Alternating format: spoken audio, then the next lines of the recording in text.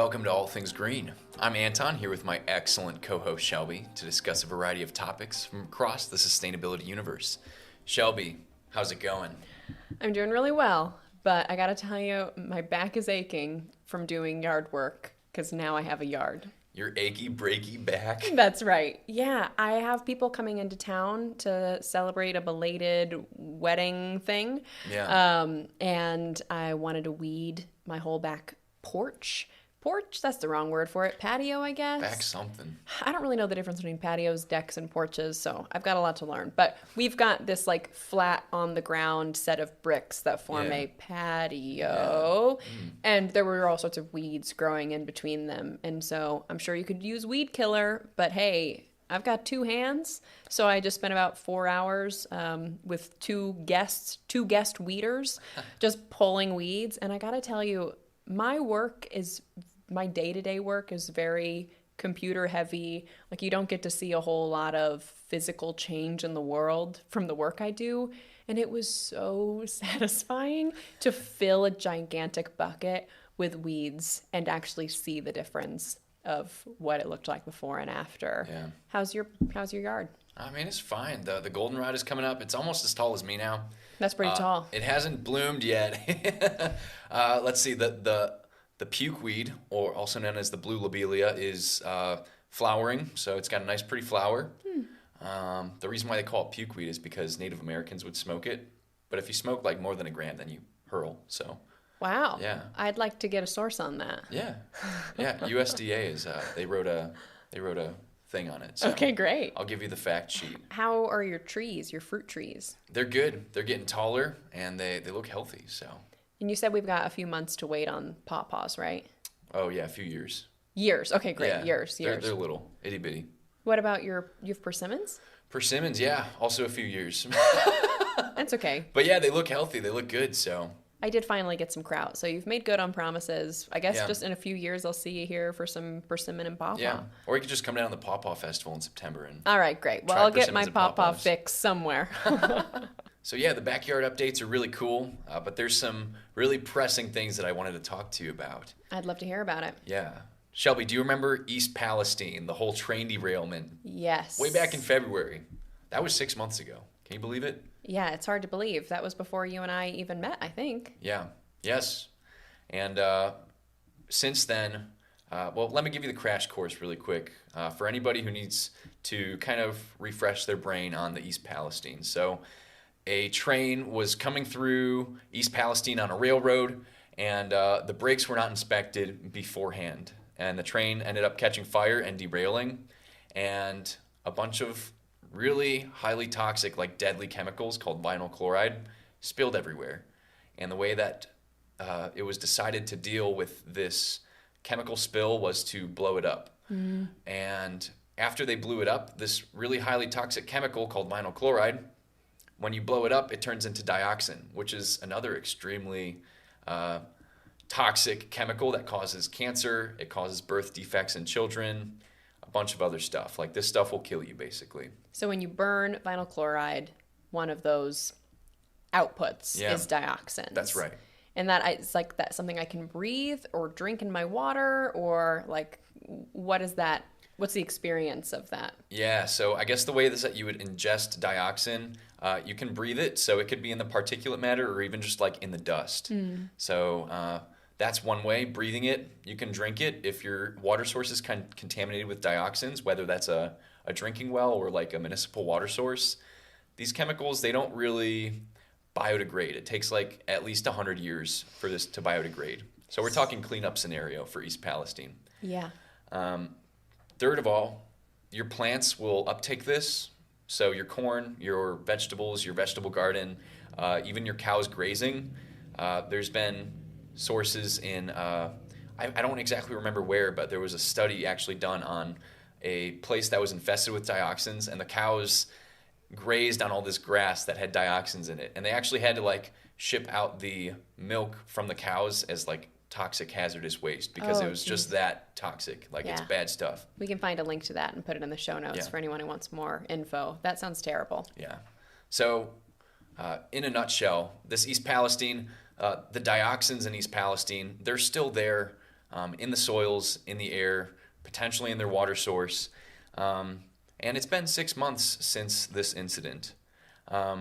Recently, 2 independent soil tests have showed that there are thousands, tens of thousands of times higher dioxins than it's just a regular control, like soil in an area that is not close to the incident. So what you're saying is, like, maybe if I did a soil test of my backyard, there'd be trace amounts of something like a dioxin that occur somewhat naturally or have been, but here it's concentrated. It's clear that it is a direct result of this spill and burn and not just whatever comes naturally. Exactly. And that's really bad, because that's showing that people have been living with dioxins for the past 6 months, and there hasn't been any cleanup at all. And so people have actually been interviewed by Cleveland 19 News, by Newsweek, and they're saying, I'm already like a 2-time cancer survivor, and like this is like giving me rashes like whenever I go like cut the grass or like just go garden or pull weeds or something. Children and elderly people and immunocompromised people, they are especially vulnerable to this highly toxic substance. It sounds scary. I can't imagine the idea of doing something that I'm used to doing, like gardening, weeding, whatever, and then having some kind of reaction and knowing that there's not effort going into cleaning up the cause of that. Right, and that's just it.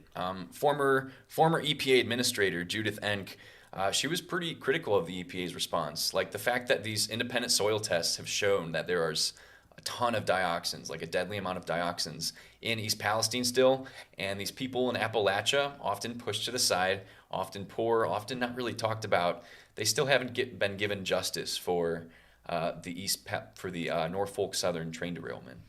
So we probably could see the EPA maybe moving a little bit quicker, but also the federal government hopefully finding justice, bringing justice to East Palestine through Norfolk Southern paying for cleanups, paying for yearly screenings for these people. Like health screenings? Health screenings, yeah, like because people are surely going to get cancer from this long time exposure. This isn't a one-time exposure, this is day after day, cumulative. Yeah. So it sounds like you've got some big plans for working in your day-to-day life and doing some advocacy around the way that we can support the people who are going through this, the spill, this outbreak, this contamination. Yeah. It's pretty bad. And really the last thing I wanted to mention, there's really just not a lot of conversation about East Palestine. 6 months later, it just kind of like slowly petered off in the media. We haven't really heard about it a lot. There is some of the top law firms in the nation, they're helping file a class action lawsuit, which means a bunch of different stakeholders are coming together to sue Norfolk Southern because the way that they have leaned onto politicians through campaign contributions, the way that they helped influence the decision to even blow up the vinyl chloride in the first place, we're thinking that they're kind of in they're going to be in a hole after this lawsuit, I think. So we actually have some people close to the source kind of giving us a little bit of this information. I'm not allowed to tell who because they're under oath. But, sure.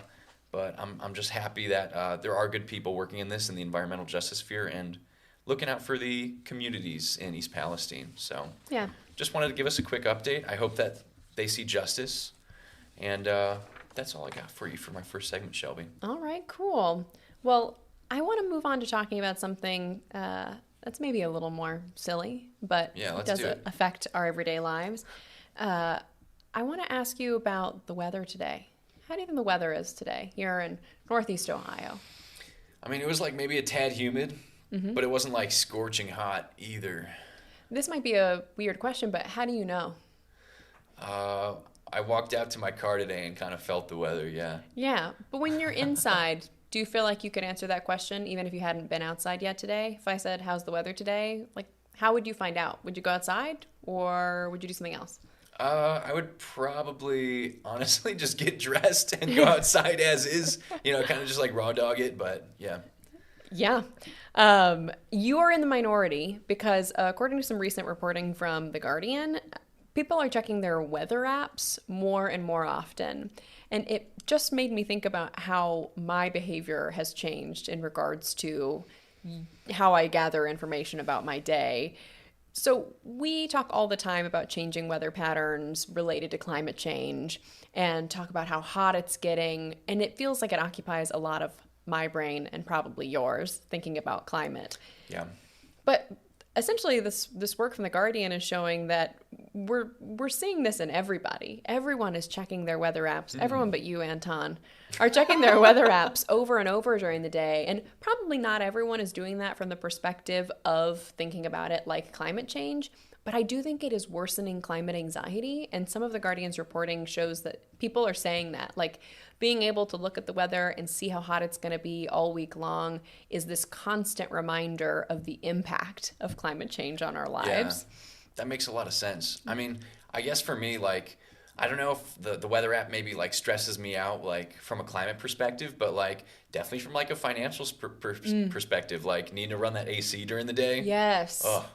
Yeah, because we live in a place where we're pretty lucky that you could go without AC and just Yeah. leave the windows open for much of the summer. But as it gets hotter, Yeah, and a more lot humid. and more humid, and a lot of people don't have air conditioning or they don't have central air. A lot of people do like the window Yeah. boxes here. Window box. And so, yeah, I just wanted to talk about it because it's so present in my mind. I check the weather before I get dressed in the morning, and I check the weather for the week when I'm making plans. And Yeah. we also experienced the air quality issues coming out of the wildfires in Canada. We experienced smoke here. And so, in addition, my weather app shows me air quality. And so I've started looking at air quality on kind of a daily basis. Yeah.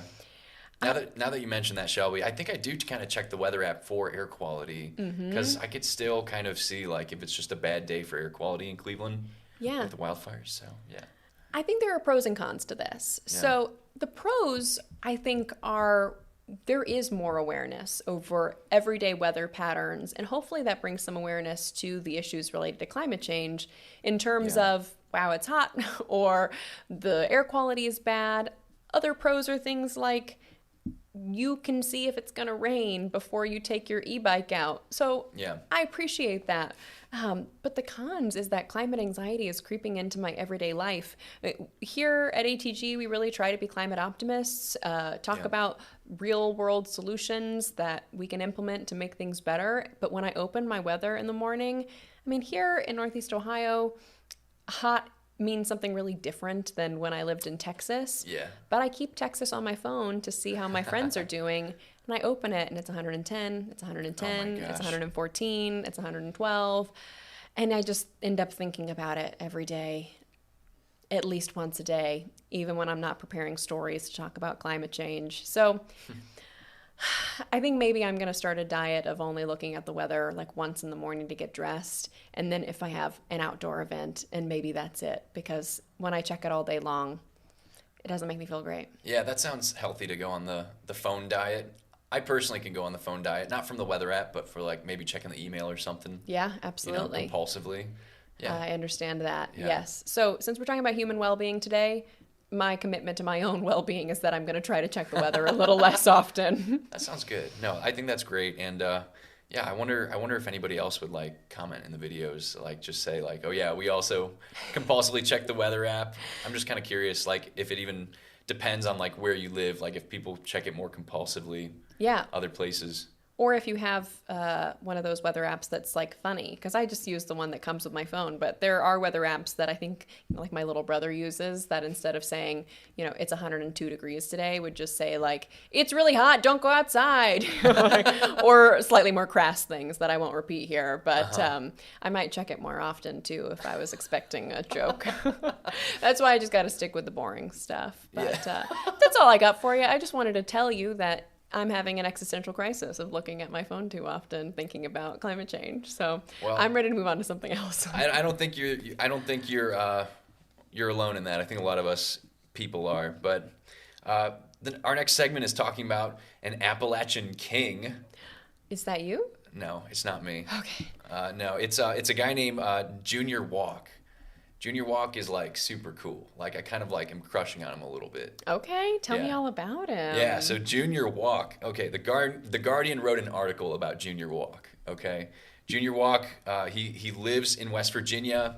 He was raised in coal country. Like I don't think, like reading his story in the Guardian, I don't think it gets more coal country than this. He talked a little bit about how in elementary school, he would leave school and there would be like literal coal ash like caked on the side of his elementary school. Jeez. And like coal companies would like come into the elementary school and like give kids those little stress toys, but it's like a lump of coal. Oh my gosh. So like pretty heavily influenced by the coal industry over there in West Virginia. Sounds like a bad Christmas gift. Yeah, right.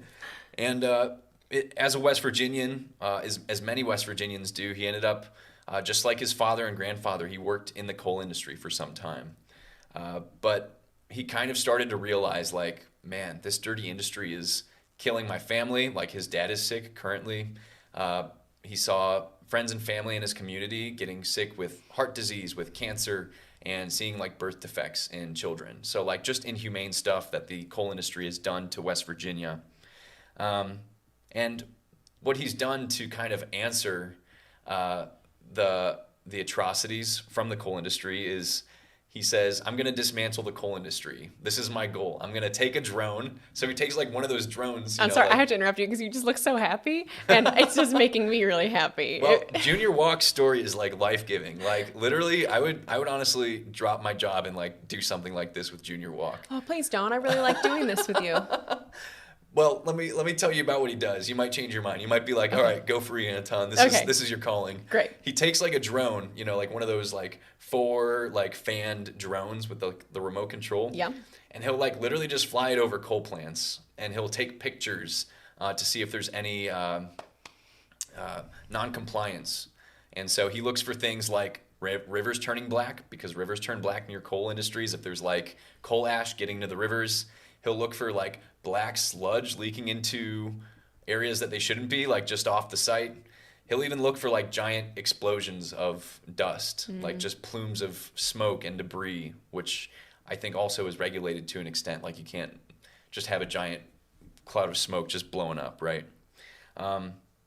And something that I read that Walk is quoted in the Guardian article that I found really insightful was, in order to get anything new here, referring to new jobs, new industry, you've got to burn it down first, referring to the coal industry. So in order to get anything new here, we have to burn down the coal industry. And I thought that was really insightful because, like, I don't know, I haven't seen a lot of instances where we just see a manufacturer move into a place where there's current industry, whether it's fracking country or coal country, and they just do well there. Like, I think you got to start kind of peeling back, coal before you can actually get any substantial jobs outside of the coal industry. At least that's what it seems like. Or maybe there's just not a huge push to get clean industry.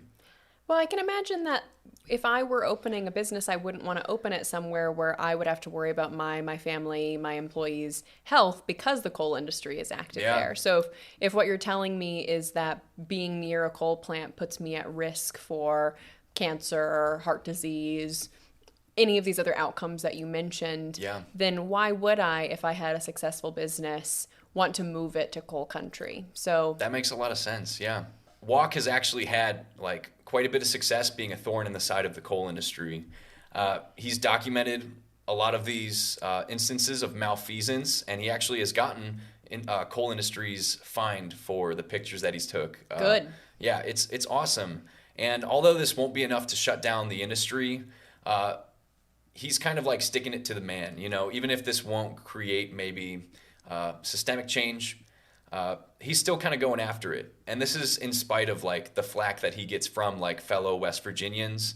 He posts this stuff to Facebook and he gets threats, and people actually like rip on him for his like sexuality because he's a gay man and stuff.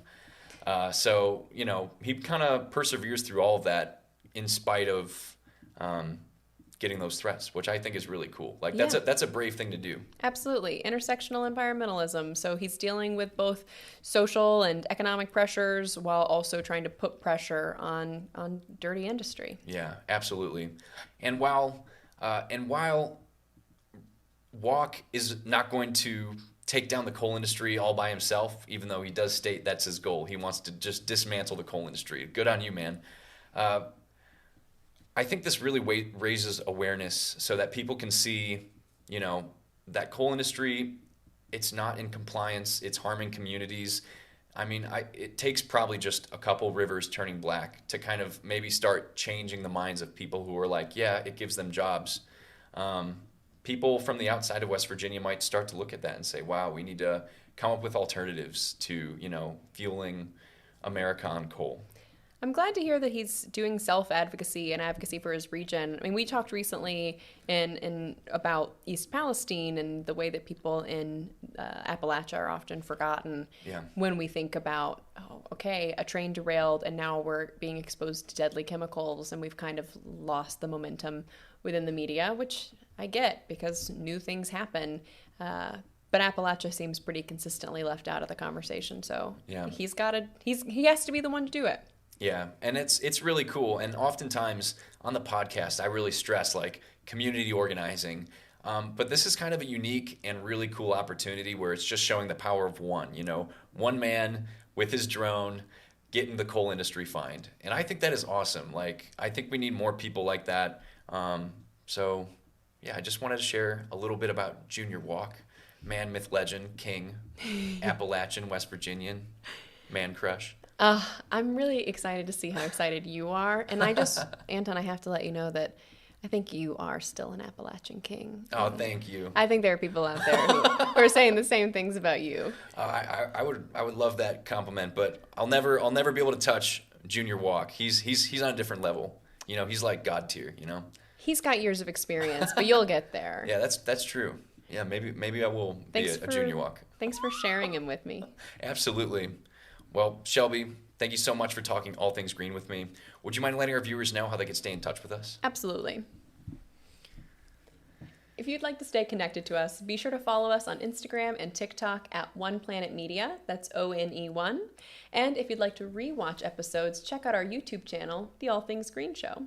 You can find all of our sources from today's episode in our show notes. We'll be back at the same time next week to bring you more news. Thank you so much for being a part of the global sustainability movement.